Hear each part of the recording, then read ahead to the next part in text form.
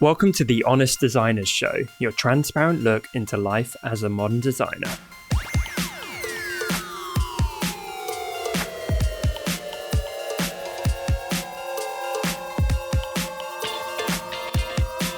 My name's Tom Ross and I'm the founder at designcuts.com, and this week I'm joined by my fellow Brit and hand lettering expert Ian Barnard and American retro design expert Dustin Lee. This week we are talking all about the power of brand. Brand can be one of the biggest assets for your business. It can help people remember you, it can make you stand out in a crowded market, and it can be pretty fun to design a compelling brand. So today we're going to dive deep into all of that stuff and more. And without further ado, let's get into the show. What's up, guys? What's up? It is a boys only episode this week, and you know those are my least favorite. Already miss Lisa. What can I say? We need her. We need her lightheartedness. We do. She's the only one that makes me laugh. Yeah, light of my life, if I'm being honest. So nothing against you guys. I love you too. But, Lisa, come back. Today we're talking all about brand. And I think this is a topic pretty near and dear to our hearts. I know it is with you, Dustin, whether you like to admit it or not. And we were talking before the show. I guess this is quite a good kicking off point about your brand, Retro Supply. Yep. Has that always been as strong as it is now? How did you develop it? How did you conceive of it? Can you give us a little public case study? Yeah, so it started the way this is how I think, as an entrepreneur, how I think brands should develop. I'm sure branding people would disagree. A lot of them would. But I mean, when I started Retro Supply, first it had some name that was like, I think inspired by Abercrombie and Fitch, whatever that brand is called. It was just like two weird old names. Or no, Hollister, because Hollister has a fake brand story behind it. It's like a fake trading company, like Dutch trading company that never existed. And I found it fascinating that they built this whole brand around a non-existent trading company from they have like a whole 100-year backstory or 200-year backstory. And so I made this name, and then I just started selling stuff. And then once I realized that the retro stuff I was doing was going to work, I just came up with the name that I thought was the cleanest name that explained what I was doing. So, I mean, literally half hour, maybe, Retro Supply. Okay, that's it. Which is great because I've spent days on naming before. It can be super frustrating. But when it comes to you, it's like a light bulb moment.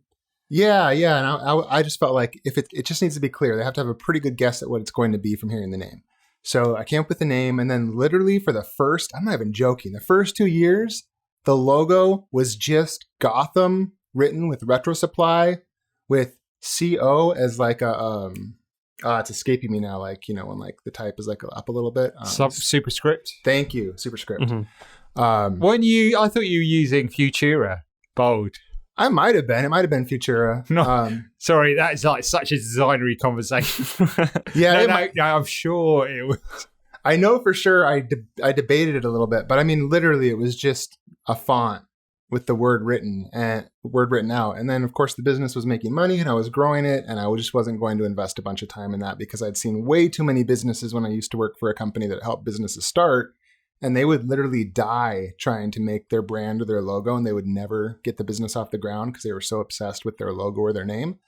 So it wasn't until like 2 years in and I had a good amount of money coming in that I just picked my favorite person that did brand work and was like, I just feel like this person's just going to kill it. And that was Chris DeLorenzo of Johnny Cupcakes fame. And I contacted him and asked him if he'd do it. And he just nailed it because I just picked my very favorite person. And he said yes. And that's been amazing because, great brand is almost like it confines you in the best way, Yeah, I guess one way to think about it is you don't need a successful brand to find success. You were proof of that. You just need a good business model and the right acumen and work and so on. But I feel like a successful brand can put that on steroids. Well, yeah. So when we did have the brand done, everything changed. Our sales went up. I can't attribute that. It's so hard to attribute it to the branding. But our sales did increase around that time. And then on top of that, now people will like be like, oh my gosh, like we'll be like, will you do this with us, or will you partner with us, or will you do this? And people like do that thing where they'll be like, oh, for Retro Supply? It's brand equity, right? Yeah. I mean, it's now. like literally worth money. Yeah. It's a convincing factor or an influencing factor on getting contractors, on getting all sorts of things. So I love that. I think it's also the same way you don't have to have like this really clean, polished visual brand to find success. Equally, the most polished, amazing looking brand will not give you success if what's underneath is empty. So if your business is crap, it's like trying to polish a turd, as they say, by adding a fancy brand to it. So you need both. You need a great business, a great model underneath it, but it can absolutely put it on steroids. And I think you are living proof of that. And you're right, it's not always tangible. It's not always directly measurable, but you can see the trends. And I think it's something that compounds over time as well. So you would have the initial uplift from that refresh, but for years now, that would have been like drilling into people's heads and building that brand loyalty with them and so on. And that's going to exponentially just come back and benefit you. Absolutely. Yeah, it is. I didn't think this at first, but like, I think and I'm curious if you think this too, Tom, like, I feel like branding, like you said, it pays off over time. It does give a great, ooh, that's pretty appeal when someone first looks at it. But over time, a nice looking brand really starts to build value in itself because it becomes like this symbol of you in a way that's like embedded in people's brains and hearts.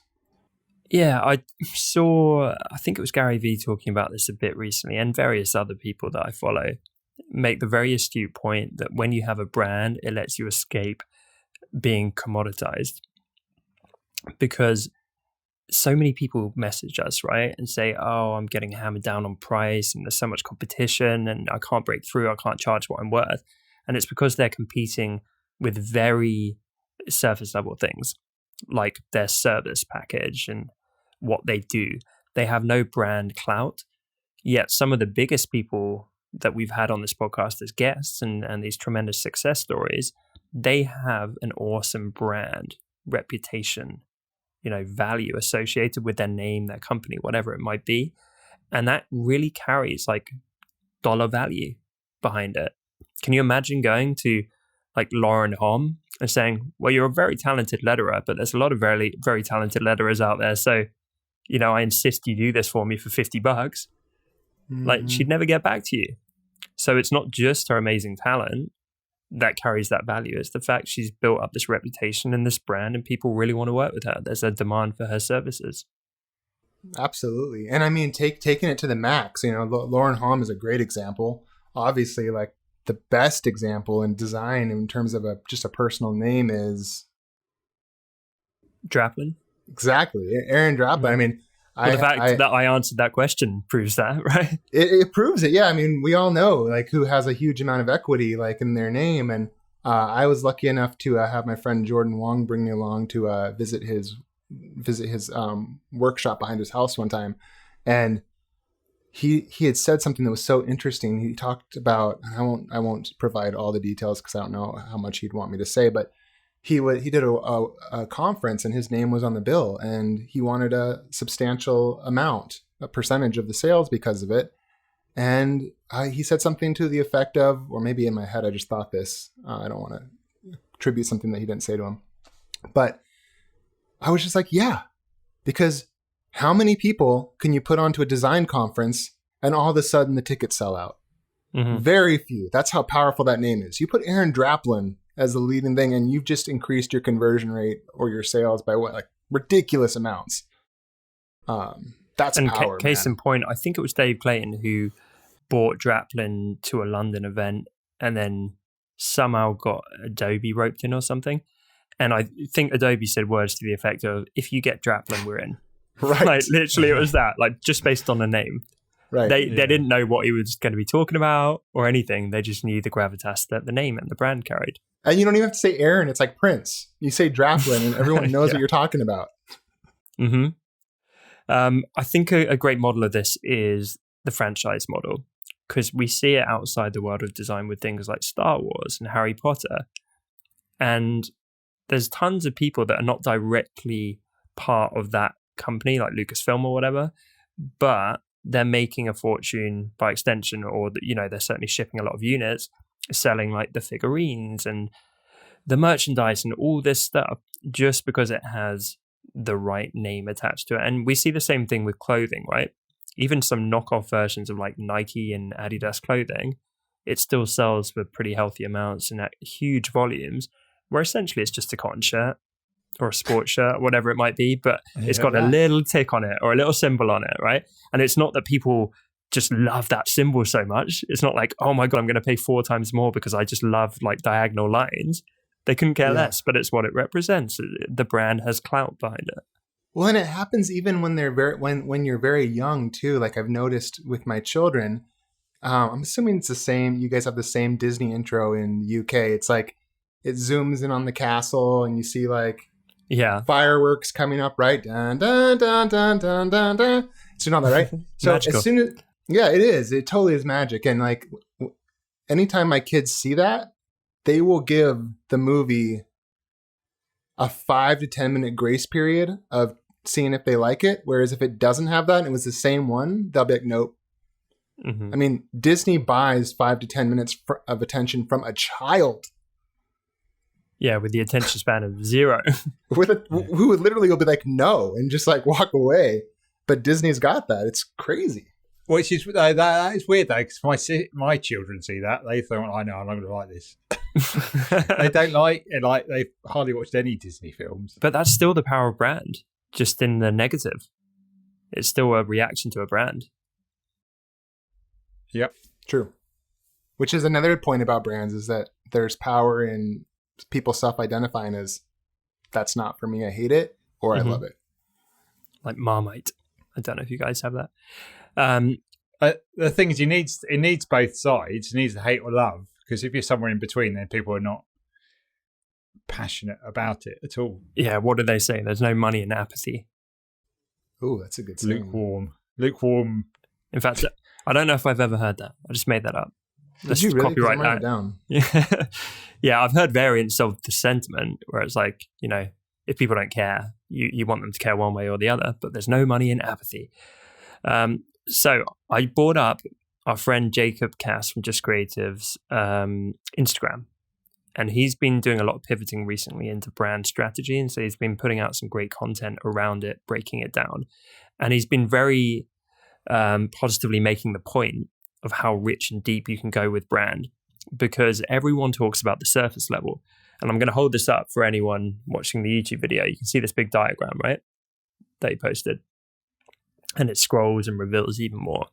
And he identifies the surface level parts of branding as the visual expression, the brand identity system, and the brand presence. And I think when a lot of designers talk about brand, that's kind of what they think about. It's the logo mark, it's the brand visuals. But it gets so much more expensive. So look at this. Like literally, it's like this gigantic diagram that's from a brand strategy course that he took. So you've got the brand expression, you've got the communication, the core message framework, the storytelling framework, the name, tagline, and hooks, the personality and voice, the brand persona. That's only one half. Then you've got the brand strategy. You've got the brand substance, the purpose, vision, mission, values, the positioning strategy relative to your market, competitors, how you differentiate your audience, all of this stuff. And you can go very deep within each of those. And all of them, whether you care about that kind of marketing business stuff or not, all of them are highly relevant to the design side. Because without that context, you're designing in the dark. You need to have an awareness of how you're trying to position a brand, what your goals are, what you're trying to achieve from it. Are you trying to undo a negative reputation and position a company or a brand or a client's business in a new light? Are you trying to break through a busy marketplace and stand out and differentiate? You need to know that stuff, and it all kind of holistically fits into what a brand is. What do you guys think about that? I think I'll use a brief analogy from last night. So I was watching, how do you say his name? Richard Feynman? Is that how you say it? Yeah, I think so. Okay, Richard Feynman. There's this fantastic interview. If you look on YouTube, it's just him talking for an hour about how much he loves science. I mean, the guy is like he's like 70 years old in this video, 80 years old, and he is smiling and he's just going off talking about water molecules, all that stuff. Anyways, he talks about how his brother could never understand algebra. And he says, that's because they wanted him to be like, okay, we'll move, put this number on this one and this one on this side, and then you do this and that. And they have this whole process of operations, right? And he said, but I just thought to myself, well, what is X? It's going to make it this number. He's like, it doesn't exist. He's like, algebra doesn't exist in the sense that they teach it in school. It's just they put all these names on it because they need to justify themselves. He's like, so I never had that problem because I was not thinking of it that way. And I think what I wonder is like, brands do this all the time. Companies do this all the time without thinking about any of these things. In fact, sometimes they're so ignorant of it, they don't even know at all that they're doing anything branding wise. And they have huge amounts of success by just being themselves. So are these things real things that exist that they just happen to be lucky and drop their fit into? Or are these things that we try to describe with words that don't really exist? I know what Does you that mean. make sense? Yeah. Are you kind of saying like a lot of it, some people might inherently be doing, but are we just assigning arbitrary names and tags to them? Yeah, like to make a checklist of things is like, it only exists because we think it in our head. I don't know where I'm going with this. I kind of get what you mean, but I do think there is strength in some of these frameworks. If it's a good framework and a good model, it helps us systematically work through it, because otherwise a lot of these questions we bounce around for years. I'm sure you've done it with your brand. I have with mine. You're constantly kind of introspective. You're trying to figure it out. Where, who am I? What do I mean? What does my company mean? What do we represent? How should that look? They're big questions. And I think you can kind of fast track that when you actually put it through a correct framework and come out the other side with something. Yeah, that's the word. Framework. Yeah, it's human invented frameworks, but yeah, you're right. They help us to discover the areas, the blind spots, the things we should try. So how I think about brand, and of course it can and probably should be as comprehensive as Jacob outlined, but I always have quite a simple conception of brand in my head, which is your brand is how other people talk about you or your company. It's how they describe you. It's not how you describe you. And you're getting it right when you have the meetings and you have the brainstorming and you do the work, and your customers and your community and your audience speak back to you exactly what you intended them to. Yeah. And we've had this, it's been scary at times. We've literally had like stuff that we put on a whiteboard right when we started the company, and as we've developed it, like exact words and wording and whole sentences even that customers have sent us in emails, and it's like they were in that meeting, and we're like, crap. And it's like, you got that from like the billion things we're doing at once. It's like you somehow got, what we wanted to portray in that meeting. And I think that can be a very powerful thing. But it's going wrong when the opposite happens. Either when people don't feel anything, or they have the wrong idea. They're telling you something where you're like, oh, that's not really what I intended at all. Or like, that's the image I'm giving off. Mm-hmm. Well, I do a survey every year, which for people that haven't checked it out, we're going to have it, or we will by the time this is out. Tina Cunningham was on, and she talked about courses and things like that. And I just lost what I was saying. Survey. Thank you. My gosh, what did I do without you? So she was talking about how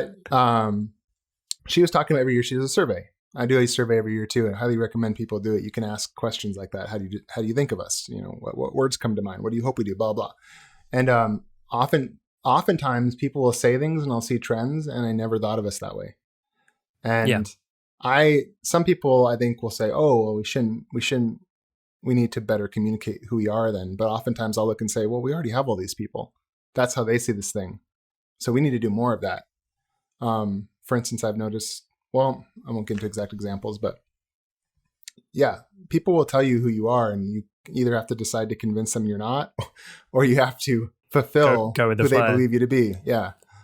That's actually a really smart tip, because it will evolve over time, and it should be a little bit fluid. It should not be fixed. Like, well, this is me for 10, 20 years. I'm not budging an inch. And yeah, you're completely right. If your audience and customers are telling you one thing, then it's like, I guess we kind of are that way inherently. And we just because we didn't plan that out in a blue sky session from day one doesn't mean it's not true.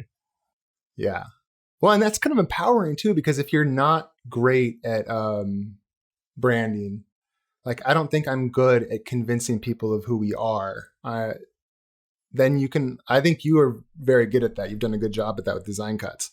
I don't feel empowered to do that, or that I don't feel the ability to do that as well. So instead, I listen to what people tell me they see and what I put out. And I'm like, okay, let's double down on these things that seem valuable to people that also align with what I love or what we care about.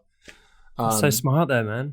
Yeah. So even if you're not amazing at branding, you can always like listen and then almost like a buffet, pick the things that you love that people are already seeing, and you'll be like, I'm going to double down on that. Clearly, we're already communicating that.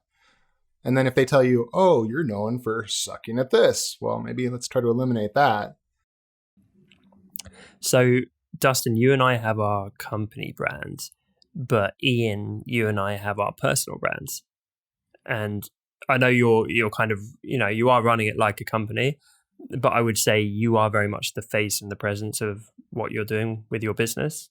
Is that a fair thing to say? Yeah. I think it's the only thing I have. How is that? Because just because it's more of a personal brand, that definitely counts as a brand. I would say even more so. Some personal brands can connect with people on a way deeper level than companies most of the time. Yeah.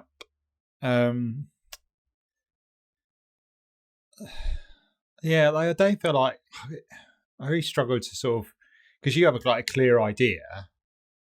Like, you did all this, like you're saying, we did all this stuff in the past. I still feel like it's all a bit random. Like if I ask people what,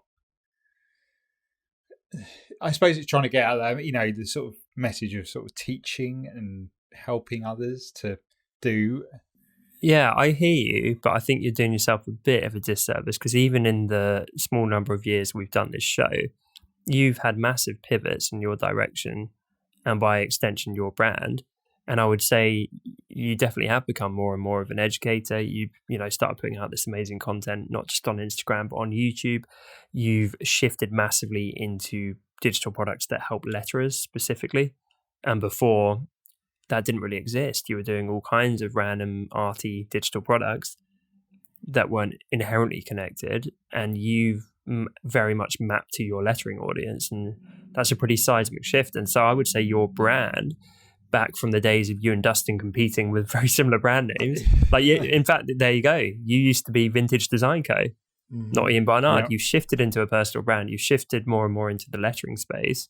What has that felt like internally? What have some of the thoughts and emotions been like in that shift?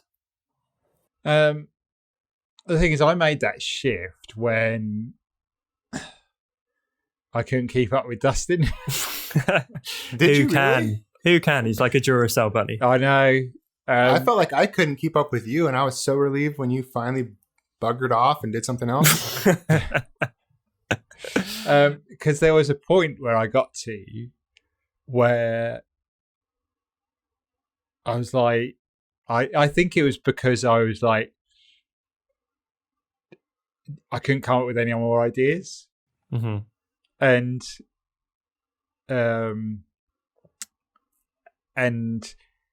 because I had done TexturePress and that was really popular, and then what happened was I released Inkwell, which was sort of like I had a lot more of the sort of female audience come on board with my products on that one. That was and then good I released too. Man, what? You did some of those so good. Like that watercolor one right after that too. Yeah. Oh, it was stunning. So yeah. good. Like that was Aquatype and Inkwell, and yeah. Because like I definitely see. I don't know whether whether it is like whether you can say there's sort of more masculine or feminine design, but it definitely seemed like when I released VectorPress. So when I went down the road, because I released Inkwell, but that was still sort of in between, and then I released a few more sort of like more retro ones. So it was sort of like I was sort of dabbling my feet in sort of like crossover between like stuff that wasn't like Inkwell wasn't really retro stuff. It was just sort of somewhere in between. And then like I released VectorPress, which was still in the retro, but in vector format. And then I did Aquatype for some reason. And that's when I sort of like, I saw the success of that. a majority of the comments were from women designers. And I was like, oh, actually, there's this sort of like, Dustin's really doing a really good job over here of the vintage stuff. And actually, you were loving the attention from the ladies. I think I saw more products in terms of, what was, because my ideas were coming from Pinterest, and Pinterest was bringing up a lot more of these sort of like watercolor, gold, silver, stuff like that. And so I think that's when it pivoted from being vintage stuff to being, actually, might as well just drop that and do it with my own name. And then I started, doing the watercolor. Then I went on to doing the gold, and then I went on to doing. Mm-hmm. You basically went vintage arty lettering. Yeah, you're in chapter 3. Vintage arty type design lettering. True. So yeah, you're in chapter 4. What's really interesting about it is I remember that period, and it was we had the same thing happening. So it got to a point where there was a point when retro stuff was so popular, right? It was like very trendy and it was doing very well. And I remember all of a sudden watercolor stuff and lettering stuff coming up and gold leaf stuff coming up. And all of a sudden that was doing very well and that was becoming very popular. And me and you, I feel like, had there was a divergence in the road and you had to make the choice, right? One way was like, okay, I'm going to go the retro way. I'm going to double down on this and hopefully everything's okay. And the other one is I'm going to go completely different and I'm going to follow where this new thing is going. And so that was weird. So you chose that one and it worked out for you. And I chose the other one and it worked out for me because I just thought there's no way I can do that. I'm quite glad it did work out that because I don't know what I think you would have continued to get where you were going and I would have been like, oh, he's doing such a good job. It's just and I think you had a bigger passion in terms of the vintage stuff. And I think location has definitely played a part because I go into some of these like thrift stores, antique stores, and there's nothing quite like the volume of stuff that you can see and get hold of and buy and use, because the merit, Draplin talks a lot about all the stuff he collects. Yep. And some other guys who do badge hunting where they look around for vintage badges. The design of mid-century America is so cool.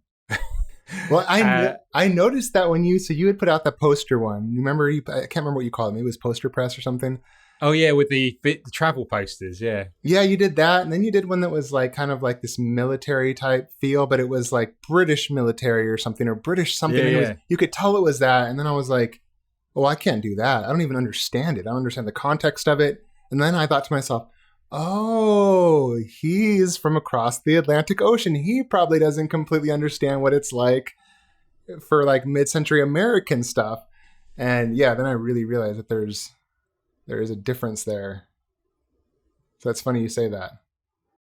And yeah, and I think that's something that people have to, if they can you can be anywhere in the world now to do stuff. But actually, if you can delve into what's near you or within reach, can sometimes actually have an impact of what you can do. I suppose like, but then I say that, then a lot of the other stuff I just found on Pinterest and did that because I was like, well, that looks cool. Well, yeah. Well, and I actually had a question about that that I was going to ask you about this. So you were saying, well, I didn't really plan it out. Like, I don't feel like I really thought about that much, but I feel like the closer something is to who you are as a person, the less you have to plan it because what's there to plan. So like, I remember I don't watch people's content almost at all. In fact, I think like the first time I really watched a lot of your content was one when you showed how to do the alphabet. Do you remember when you did that, like in script? In some sort of letter, you showed how to do it. And then the other one was when you were like, oh, look at my mic setup or my camera setup. And you had showed this thing where you ordered all the stuff. And that was the first time I watched you. And then I was like, oh my gosh, he portrays himself exactly as he truly is. Like there's no gap. Like it's it feels literally like I'm hanging out with you at your house and you're like, this is what I use. I mean, you're a little more like lively because you kind of have to be in front of a camera, but don't you kind of feel like if it's yourself, you don't have to plan it as much? Like I feel like with Retro Supply, for instance, I have to think about it because I have a life other than Retro Supply, but I feel like Ian Bernard is not a fake cardboard stand-up person that you have propped up. You are Ian Bernard. Yeah, I suppose I am, but I still find it Barnard. tricky. I still find it tricky. I don't know. There's things I find tricky, and I don't mind being on camera. I think I still, even though I've done like 100 YouTube videos, I still find the process quite draining. I like doing it. Once I've done it, I'm like, oh, brilliant! I got another video, but it does take a lot out of me, because I know how much work I have to do to put into it. Because some people wouldn't just like, like Peggy from the Pigeon Letters said that she can just turn the camera on and just roll with it. And I'm not like that, because I will just like fumble my words, and ah all the time. And so I have to script mine, but then I need to try and input my personality into it. Otherwise, it's dull and boring. I might be saying something really profound or useful, but, I know I've watched, the thing is, I watch a lot of videos on YouTube. I watch a lot of content, and there's a lot of channels I've subscribed to, and I have no interest in the topic, but I love the personality of the person. And that is their brand. That's the weird thing, because it's me like connecting with the brand, but not actually what the content is. So, yeah, and that's what I'm trying to do, is make it so I'm getting a flow, being able to do it regularly, because I find I go through stages where I do a bit and I'm so drained I have to have a break and then do it again. But be able to sort of, put myself over on film in a good, this is who I generally are. If you were hanging out with me, this is what I'd be like. And also, I get bored quite quickly, so I can't bore the person watching. I would say that's one of your biggest brand characteristics. Yeah, and that's why I prefer doing like, here is 5 top tips in Procreate, rather than going off on one for ages. Like some of my old videos and it just makes me fall asleep.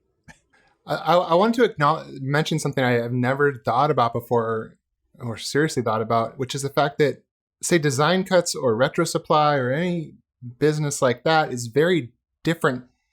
It's easy to say brand and then think of a person, and a company is the same thing, but there actually almost should be different words, because whereas like you say, well, I do all sorts of random stuff. Well, that's true. You do, because you get bored. You do different random stuff. But I also feel like if all of a sudden you started reviewing sneakers, it wouldn't be that strange to me, because you are the thing that ties it together for me, not the brushes and the letters. So I would be like, oh yeah, now he's doing sneakers. Yeah, okay, that makes sense. Because I know what you mean, actually. Yeah, because people would be tuning in for Ian. Right. It's like a celebrity. Like they can do all sorts of stuff, and like, you don't go, oh, that's strange. It's not acting. Like, now they're trying to sell a shoe. Yeah, like, oh, The Rock, he just released tequila. That's fine. Yeah. Well, actually, a good illustration of that from a person is Ryan Reynolds. So he makes his own gin called Aviation Gin, or Aviator Gin, and he acts like he normally does in the films in his advertising. Yeah, I love those. And actually, like he like appears in some of his films as well, and he's like it's like over the top sort of product placement, and and you'll quite happily watch that even if you have no interest in gin. It's because of him and his like that personality. That's why you watch. Because like he's so witty, and you watch him for his wit and his, just his presence, his screen presence. So, yeah, let's run with that example, because I do love gin, and when I'm in a bar, You guys are so mean. Yeah, like when I need Lisa here with her wine just to back me up. When I'm in a bar, quite often they've got a whole shelf full of gin because gin's so popular at the minute. And maybe you know one or two of them, but you definitely don't know all of them. There's some pretty obscure ones there. And there's no way of knowing how it tastes. They're not giving out tasters of the gin. So you have to pick from this whole line of gin. And unless you've got your go-to gin, let's pretend you don't know any of them, what are you picking it based on? It's like, okay, well, the design of the bottle, perhaps. Maybe you ask about the price because you don't want to get ripped off. Maybe the name. Mhm. Maybe how all of those things combine and it makes it stand out from the rest of them. Maybe it's that you saw Ryan Reynolds promoting it on your Instagram feed.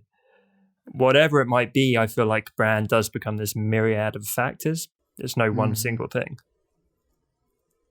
Well, and that reinforces again, Tila, right? I said Tina earlier, Tila Cunningham. Mm-hmm. She had said last week too, she had said when she was talking to Skillshare, she was shocked by how much money they invested in Instagram or influencers. She didn't say Instagram, she said influencers. Like Ian. I mean, like Ian. Yeah. E-influencer, as Peggy called him. Influencer. So again, like it's true because I was thinking, well, what would make me choose when I drank? What made me choose the alcohol I drank, or what makes me choose this? And yeah, since you can't taste it, you almost need another human being to represent it and let you know. And it works. I can feel it working. It does. Like one extension of the brand is advertising. I don't even like it that much, but man, whenever I see an advert for Coca-Cola, like 4 hours later, I'm craving a Coca-Cola. And until that point, I hadn't even thought of one. And I can think of it. It's not even subconscious. I'm like, I know it's that damn advert. It's got me, but now I want one. Well, like Super Bowl happened in the United States this last weekend, and I was at my wife's family's house, and we were eating this meal, and they had Coca-Cola. I almost never drink soda, but I was like, it just would be wrong and un-American of me not to drink a full sugared Coca-Cola if it's available and ice cold with my meal. Like that would be a sin. Who cares about the diabetes that would follow? Right. Hey, I mean, what kind of life am I living if I can't drink a Coca-Cola? All right, so let's dig more into that because this starts getting into This Is Marketing by Seth Godin and a lot of the topics in there. You're talking about how a brand makes you feel. It's not even the taste of the Coke or even the experience of the Coke at this point. It says something about who you are. Like, I'm a red-blooded American. I'm enjoying my full fat Coke kind of thing. Yes. That says something the same way if you ride a Harley Davidson, that says something about your character rather than just another motorbike. Well, I mean, don't you feel like, I think it's the same world round. Like, don't you feel like you can kind of divide the world into people by Coca-Cola drinkers and Pepsi drinkers? Yeah, kind of. I feel like it tells me a lot about somebody. And I think we secretly all judge the other side. Thing is, I don't care. Like, I'm like, was it Pepsi Max or Coke Zero? Whatever's available. How dare you be so insensitive, mate? They have spent billions of dollars on marketing to avoid people like you having that reaction. I know. And they have an amazing hand-lettered script that they do for Coca-Cola. How on earth could you choose Pepsi? Get it together, mate. Please address me as only that when I see you at Creative South. No, actually, that brand works in the UK. People go in and go, could I have a Diet Coke? And they go, we've only got Pepsi. That is like literally most of the time. That's when you turn the table over. Walk out. The default thing is, could I have a Diet Coke? Even though the only thing available is Diet Pepsi, it's still like, it's like language. Does Diet Pepsi exist? I'm sure it does. I don't actually know. I only hear about Pepsi. Yeah, Diet Pepsi. I never see it. Us Americans love our diet sodas. But the thing is, that's quite far removed from like Joe Bloggs, the designer, and how that makes the final 5 mins or so. Let's take it back to Joe Bloggs, Ian. What are some tips that people can use to benefit from the power of brand? So we've done a lot of talking about the impact it can have, how memorable it makes you, like all these peripheral benefits as well. What can people do? I'll kick us off. Sorry, I thought you were just asking Ian, so I was... No. I knew he was asking me, and then I was I meant both of you guys, really. So for me, I do see benefit in sitting down and actually planning it out a little bit. I totally agree with Dustin's approach too. If that's a good fit for you, react to your community and what the market's telling you and your customers are telling you. But I'm a huge fan of trying to get clarity. And for me, it can be quite intimidating. I think a lot of people conceive of this as a one-time deal. I'm going to sit in a room with a whiteboard, and that's going to be me for the next decade. And that couldn't be further from the truth. I adjust my brand literally every week, generally in very small ways that are almost imperceptible, but quite often there will be big changes every few months. I'll change direction. Can you give us an example of something you've recently done? Yeah, so like with my personal brand, I initially started teaching and trying to educate and give advice to all entrepreneurs. And then I niched down and started doing it for creative entrepreneurs. That was quite a big shift.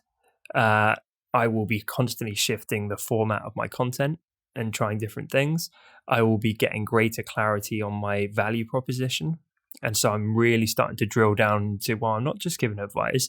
My thing seems to be like super vulnerable, like honest heart and sleeve advice that no one else is talking about. And then you start to get clarity on like, and yeah, that ties through my company and that ties through the Honest Designers Show, because that's the whole premise of this, is that honesty as well. And so, I'm kind of feeling like this is a real theme of my life and maybe I should lean into that and embrace it. You know what I mean? But yeah, well, now that's what I was going to say is that, we talk about planning in advance, or do you let people tell you who you are and you kind of go off that, but it's all kind of a circular idea, right? Because for instance, I know you as well as anybody. Mm-hmm. You're really into community. You're really into helping people, and you're really into one-on-one helping people. And you give, honesty does come to mind. You give very honest, no BS advice, but with like a gentle touch, right? You never come across as like you don't break somebody in the process of giving honest advice. And that is some people's brand, where they're like the hard, like bull busting kind of type, right? Right. But like, I feel like you are that person. So it's not, to me at least, and I can't speak for you, but it feels like that is who you are. You may have written those things down about yourself, but you were really just writing down things that were inherently there. And so the circle kind of completes itself. It's not that you invented that. So completely I think agree. I think if you have a self inventory of yourself and you're like, this is who I am, and you're quite, what is the word, strong in who that is, or you're aware of that, then you can write it down and plan it. Or if you're not sure, then like listen to what people have to say about you. So brand is almost channeling self-awareness. And people might be listening and being like, well, that's just a personal brand. I don't think it is. Like, look at you and your company. It's like you have a deep affinity with retro things, clearly. Like when you're not running your company, we're on this show and you're always pulling out all these retro trinkets and you're so delighted by them, right? That flows through you. And so you're expressing that in a business professional sense within a company. And that's freaking awesome. And tell me that Tesla or SpaceX or the Boring Company are planned and they're not just extensions of Elon Musk. Clearly, they are extensions of a crazy, weird, genius dude. I mean, right? Like, can't you see the fingerprint of that man on those companies? That wasn't planned. That is him extended into different industries. That's him at 6 years old, the explorer, right? It's the same person, but just with resources and experience. Right. As soon as you hear him in an interview, you're like, oh yeah, that makes sense. Of course you made a company that like bores a gigantic hole underneath California. That would be what you would do. Not that a committee planned it out. If they got rid of Elon from Tesla, I don't think it would be the same company. Hell no. People would be, people were passionate about Tesla because of Elon Musk. They do make very good electric cars, but I think you need some personal touch on top of that to connect with. Yeah, and I would say often the leader or the CEO is tied inextricably to the brand. Look at how people associate Mark Zuckerberg with Facebook. Right. As you say, Elon Musk with Tesla. Or Steve Jobs is still talked about with Apple. Are you guys familiar with Burt's Bees in the UK? No. Burt's Bees? Okay, I was trying to think of a smart. So Burt's Bees, they make like people in the United States will know Burt's Bees 100%. They do like what do you call it? That stuff you put in your lips, they don't get dry. Lip lip balm. balm, yeah. Lip balms, and then they went to lotions and stuff. These sell at farmers markets. It was made from like honey from like these guys' bees named Bert. Like, no joke. This guy, like Bert, he has a big old beard. He's on the front of it. He sells this stuff. And then, like, I don't know, Unilever or some gigantic corporation bought it. And I mean, it still tastes the same when I put it on my lips. It still looks the same. But I got to tell you, I mourn a little bit the fact that Bert's not there. I mean, it really takes away from it. Yeah. I don't like Unilever running Burt's Bees. Where the hell is Bert? Yeah, and this...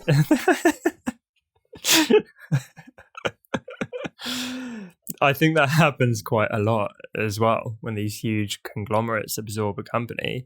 They actually really fight quite often to retain that image. They almost want to be like the silent partner. And there have been some brands, like Innocent Smoothies, they started off really playful, and their whole visual branding is very playful, human. I think they got absorbed by Coca-Cola. Yeah, you won't see that on any of their packaging. You feel like you're still buying the same old stuff, but when you look behind the scenes, you're like, that doesn't feel very innocent to me. Like, totally. Even the word absorbed by a company sounds like it's from Satan. It's like some horror movie, just the slime. We'd like to absorb you.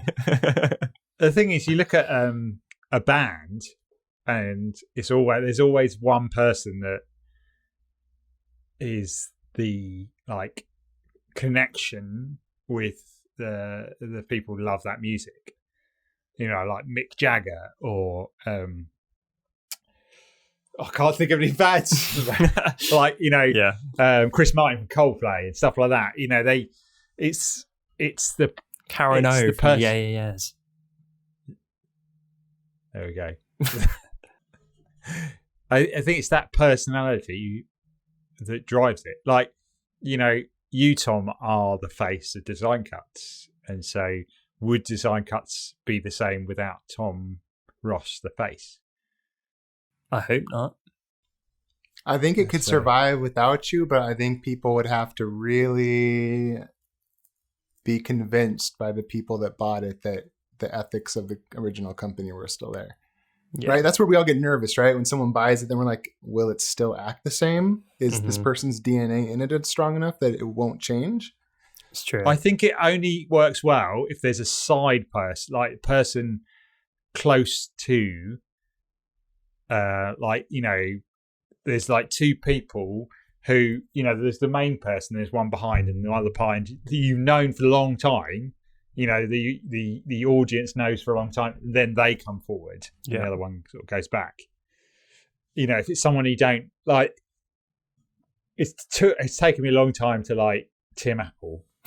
you know, because like, not that he's a bad guy, it's just that he's not Steve Jobs. Yeah, that will never leave him. I'd never really seen him before. Sorry, that gets me every time. As soon as I hear it, I replay that clip. From Trump. If you ever meet him, you better call him Tim Apple. Yeah, thanks, Tim Apple. It'll be hilarious. Sorry, go ahead, mate. Yeah, just that sort of like, if someone retires or steps down, there's someone and then pre-planning that. Mm-hmm. But this is massive stuff, isn't it? It's not. No, none of us are going to be. Or no, I'm definitely not going to be in that position where I've got a massive corporate company. I'm like, I'm stepping down. You've got your 5 million Instagram followers, 2 million on YouTube, and one day it's going to be like, I'm handing the reins over to Brian Barnard. Take it away, Brian. Brienne. I suppose it'd be like, you know, Zach or Evie, my son and daughter. Exactly. And initially everyone's going to be like, what? We miss Ian. Like, who's this Zach lad? Who's this Evie? We don't like them as much. And before you know it, they're doing an even better job. And everyone's like, God, we love them. They've taken over. We had to warm up to them, but they're nailing this brand. Like I would, you know, make sure that they're a pivotal part of the content. I wouldn't like suddenly like out of the blue, just like, here's someone who I've never really mentioned and never been on any of my content who's going to take over. I'm afraid I need to jump off in just a second, guys. But take it away, Dustin. Go ahead. Thanks. I really want to hear this from you guys, and I'd love to hear from the listeners too. Maybe this would be a cool question to ask to end with.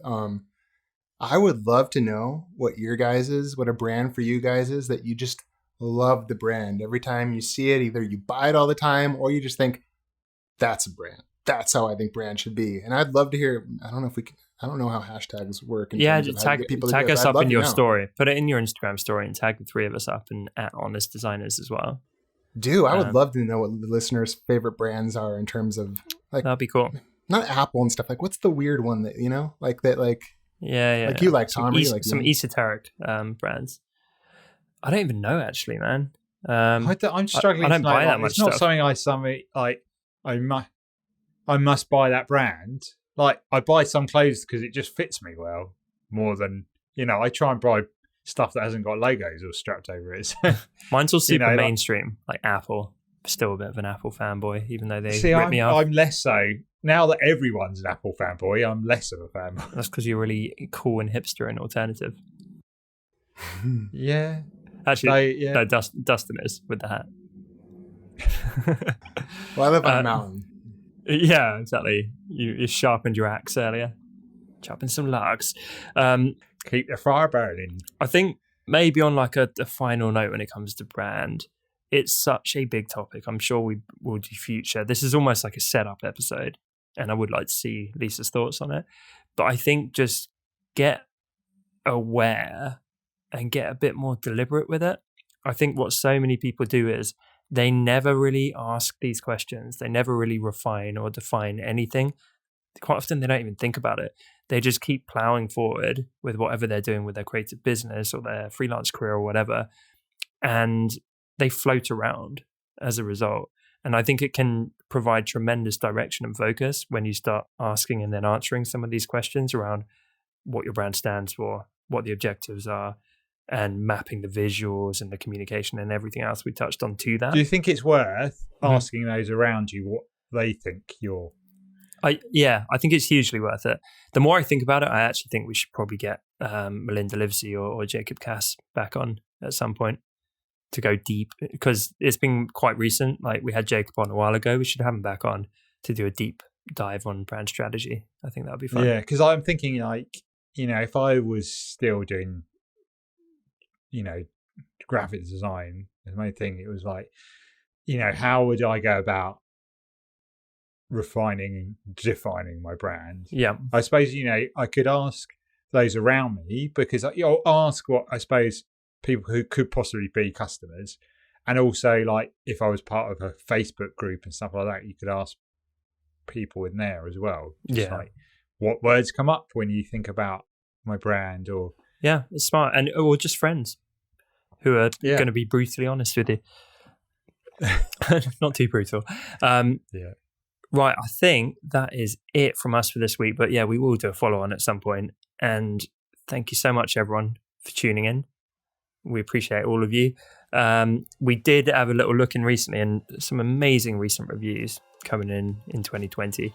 So please keep them coming, guys. We read everyone. It means the absolute world to us, and it motivates us to keep recording. So thank you for all the reviewers out there, and we'll see you guys next time. Bye from us. Thank you. Thanks so much for listening to this week's episode. As always, you can find full show notes over at honestdesigners.com, or find us over on iTunes and now Spotify by searching for The Honest Designers Show. And remember, we're now on social media too, if you search for Honest Designers. If today's episode helped you, then it would mean the world to us if you took just a moment to leave us a quick review over on iTunes, as this is one of the best ways for other designers to discover the show. Thanks again for tuning in, and we will see you next week right here on The Honest Designers Show.